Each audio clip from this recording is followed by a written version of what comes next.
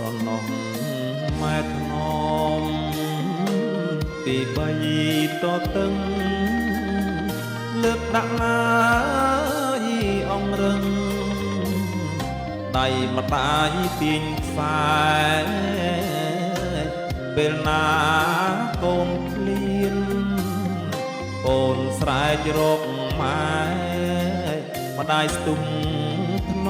មបំពេលើកូនបញ្ចុកដោះ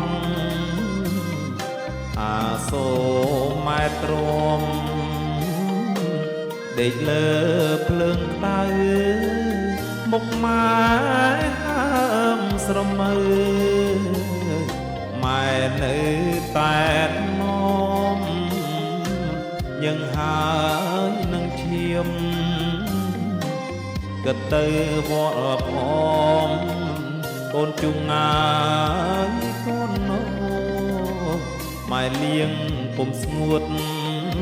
ដៃអើកូនជុងងាយកូននោះម៉ែលៀងពុំស្ងួតដៃដល់ពេលនាងធំពេញវ័យសិក្សាម៉ែឲ្យចូលសាលា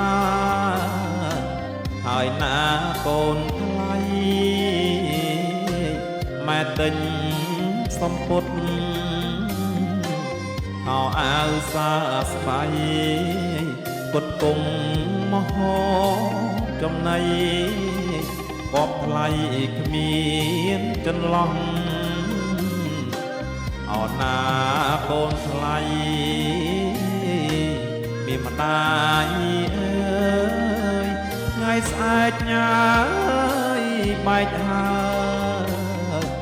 ទៅកើយផ្លូវប្តីអាណិត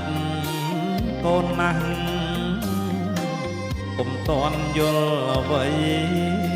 ស្អែកទៅអាការប្តីបែកពីម៉ែពុក